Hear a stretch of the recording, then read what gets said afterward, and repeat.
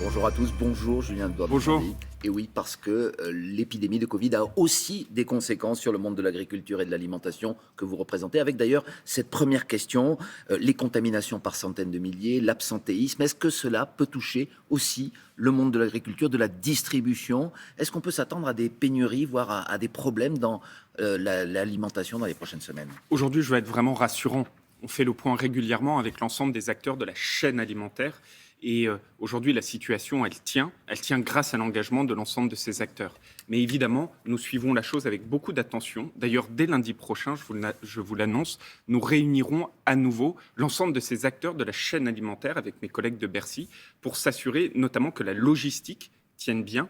C'est très important parce que, comme tout secteur socio-économique, il y a ces questions d'absentéisme. Parce que ces problèmes d'approvisionnement, ce qui est vrai aujourd'hui, ils peuvent se poser dans quelques jours si les contaminations continuent par se développer par centaines de milliers, comme on l'a encore vu hier, avant-hier et les jours précédents. On voit bien que cette situation, elle est évolutive. On y fait face depuis le début de la crise. Donc, nous suivons de près et nous suivons de près dans la durée pour assurer à chacun des Français cet approvisionnement alimentaire qui est ô combien nécessaire et stratégique. Donc, nous sommes à la tâche avec ces acteurs et je voudrais vraiment saluer leur engagement parce que la chaîne agroalimentaire dans notre pays, elle est forte. Elle est souveraine et elle tient grâce à ces femmes et ces hommes, de l'agriculteur jusqu'au distributeur. Une autre question qui vous est posée, Julien de Normandie, c'est celle du Salon de l'agriculture. Il avait été écourté en 2020, c'était le début de la première vague, annulé carrément en 2021. Est-ce que vous êtes sûr qu'en 2022, il pourra se tenir? Je rappelle qu'il doit commencer le 26 février prochain. Il n'est pas sûr du tout qu'on soit sorti de l'épidémie à ce moment-là. En tout cas, on fait tout pour. Le salon de l'agriculture, c'est une énorme fête populaire. C'est très important pour notre monde agricole, mais c'est aussi très important pour les Français. C'est près de 700 à 800 000 personnes qui, sur les 2 semaines, viennent. Donc nous faisons tout pour que ce salon d'agriculture avec 700 à 800 000 personnes puisse se tenir dans des conditions sanitaires que nous devrons adapter. Je vous parle aujourd'hui en vous disant qu'il faut que tout puisse être mis en œuvre pour qu'il se tienne. Évidemment, cela dépendra de l'évolution de la situation sanitaire, parce que nous parlons là d'un salon qui se tiendra dans 1 mois et demi. On voit à quel point 1 mois et demi à l'échelle d'une épidémie, les choses peuvent évoluer. Mais vraiment, on se donne tous les moyens pour le tenir. Est-ce qu'on peut envisager des jauges, voire un report même de quelques jours de cet événement, si la situation continuait à être aussi impressionnante en termes de chiffres? On s'adaptera à l'évolution, mais encore une fois, c'est un événement très important et donc on se donne tous les moyens pour réussir à le tenir. Mais je le dis avec prudence parce que l'évolution sanitaire est ce qu'elle est et donc il faut savoir s'adapter au fur et à mesure. Alors il y a le Covid et il y a une autre épidémie dont on parle beaucoup moins mais qui vous concerne, vous, directement dans le monde agricole, c'est celle de la grippe aviaire. Vous aviez annoncé il y a quelques jours que 46 élevages de volailles, notamment dans le sud-ouest, avaient été fermés, avaient été contaminés. Quelle est la situation ce matin ? Au moment où je vous parle, ce matin, nous sommes à 55 élevages qui sont touchés par ce virus de l'influenza aviaire. 55 élevages, c'est quasiment 3 fois moins que l'année dernière à la même époque. Pourquoi ? Parce que nous avons mis en place des mesures de protection sanitaire et d'accompagnement de nos éleveurs. Je serai cet après-midi même dans les Landes, aux côtés de nos éleveurs, aux côtés des services de l'État, pour m'assurer justement que la gestion sanitaire et l'accompagnement de nos éleveurs soient bien mis en œuvre, notamment sur le terrain. J'insiste juste sur un point, parce que quand on parle de cette influenza aviaire, je voudrais vraiment dire à tous ceux qui nous écoutent qu'il n'y a absolument aucun risque lorsque nous consommons de la volaille, des canards, du foie gras, des œufs. Donc il n'y a pas de transmission. Il n'y a absolument aucun risque dans l'alimentation. Donc nous pouvons continuer à profiter de ces beaux produits venant de nos élevages. C'est même un moyen de les soutenir dans cette période à nouveau difficile. Aujourd'hui, on va beaucoup parler d'Europe. On l'entendait dans le journal de 7h30 avec la venue à Paris des commissaires européens. La présidence française de l'Union européenne, ça touche le monde agricole. Et on a compris que nous, en France, vous, en France, avec le ministère de l'Agriculture, vous voulez imposer de nouvelles normes. De quoi parlons-on exactement ? De quoi parle-t-on ? Par exemple, il s'agit des importations de produits animaux. De quoi s'agit-il en fait ? Aujourd'hui, l'Europe, elle est là parce que c'est un espace de progrès, de croissance, mais ça doit être aussi un espace de protection. Et la priorité de la France, c'est de se protéger contre l'importation de produits qui ne respectent pas nos propres normes.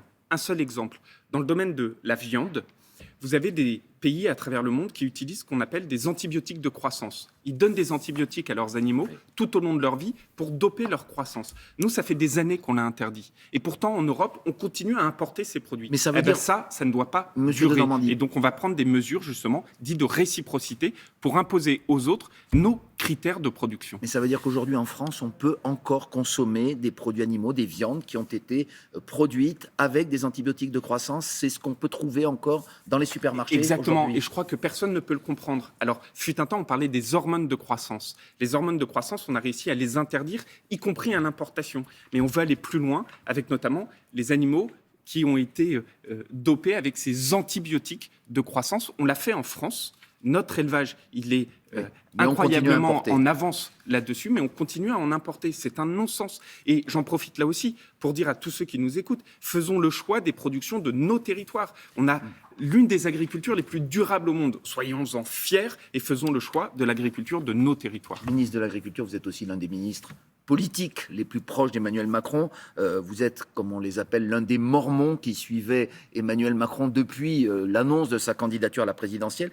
Comment vous avez reçu, vous, qui êtes un proche, sa sortie cette semaine, tant commentée, tant critiquée, sur son envie, je cite, d'emmerder les non-vaccinés? Est-ce que c'est un dérapage ou une stratégie parfaitement assumée?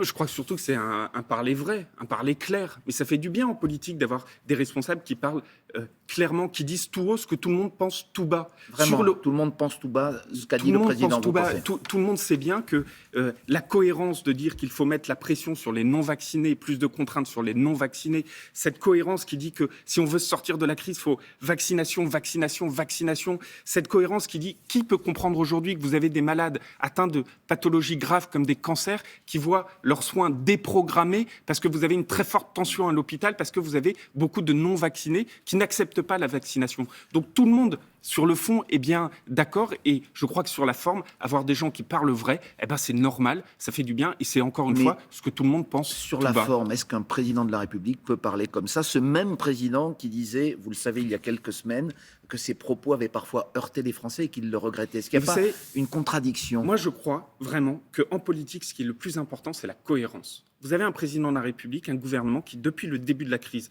tout n'a pas été réussi, on n'a pas tout bien fait, mais on a une cohérence très claire sur cette vaccination. Et quel contraste, excusez-moi de le dire, mais quel contraste avec les oppositions, quel contraste. Qu'est-ce qu'on a observé cette semaine? Et parlons-en. Cette semaine, nos oppositions n'ont pas assumé leurs responsabilités. Là où les Français les assument et le gouvernement les assume. Songez que 2/3, et je dis bien 2/3, des députés, les Républicains, n'ont pas voté en faveur du pass vaccinal. Et donc, ces deux enseignements, un, ils n'assument pas leurs responsabilités, et en période de crise, c'est grave. Et deux, ça veut dire que leur candidate n'a pas l'autorité. Elle n'est pas suivie par les députés qu'elle représente, y compris certains qui sont leurs porte-parole. Est-ce que ça occulte, Monsieur Denormandie, la responsabilité du président dans le choix des mots? Je vous repose la question. Est-ce que ce président qui regrettait il y a quelques semaines de parfois heurter les Français a eu raison de dire, je répète ces mots, qu'il voulait emmerder les non-vaccinés? Il aurait dû leur dire quoi? Il aurait dû féliciter les non-vaccinés? Qu'est-ce qu'il aurait dû leur dire? Féliciter en disant, du fait du comportement de certains, les libertés de beaucoup d'autres sont encore restreintes? Non mais soyons très clairs, c'est absolument normal, cette cohérence, de faire peser plus de contraintes sur les non-vaccinés. Ce ne sont pas des citoyens, ceux qui ne se font pas vacciner, des irresponsables, comme a dit le président? Là, beaucoup de choses fausses ont été dites. Le président de la République, qu'est-ce qu'il dit? Et je crois que tout le monde est bien d'accord là aussi dessus. Quand vous êtes citoyen, quand vous êtes membre d'une société, ce sont des droits, mais ce sont aussi des devoirs. Et c'est d'abord des devoirs, donc d'ailleurs. On n'est pas citoyen quand on ne se fait pas vacciner, c'est ce qu'il a dit. Non. Relisez exactement ce qu'il dit. C'est être citoyen, c'est avoir ses droits, mais assumer ses devoirs. Et cette citoyenneté, c'est de penser pas que à sa propre personne, c'est de penser aussi au collectif. C'est de se dire que par mon comportement, j'impacte aussi le comportement des autres. La liberté de chacun s'arrête là où commence celle d'autrui. Pourquoi ne pas instaurer alors la vaccination obligatoire, comme le préconisait par exemple à votre place Édouard Philippe, l'ancien Premier ministre, il y a quelques jours ici? Parce qu'il y a une question d'efficacité et de manière opérationnelle. Si demain on dit la vaccination est obligatoire, comment vous faites concrètement? Comment vous procédez au contrôle? Et si vous voyez que quelqu'un ne l'a pas fait, qu'est-ce qui se passe? Vous lui mettez une amende? Ça va changer les choses? Non. Soyons pragmatiques et efficaces. Pour changer les comportements de certains, il faut agir sur le quotidien. C'est ce qu'on fait avec le pass vaccinal. Et je crois que c'est de bonne politique. D'ailleurs, quand je dis que les Français assument leurs responsabilités, regardez les chiffres de la vaccination. Ils n'ont jamais été aussi haut. Donc gardons cette cohérence, agissons avec humilité, avec force, avec détermination pour sortir le plus vite possible de cette épidémie. Merci beaucoup, Julien Denormandie, Merci à vous. ministre de l'Agriculture et de l'Alimentation.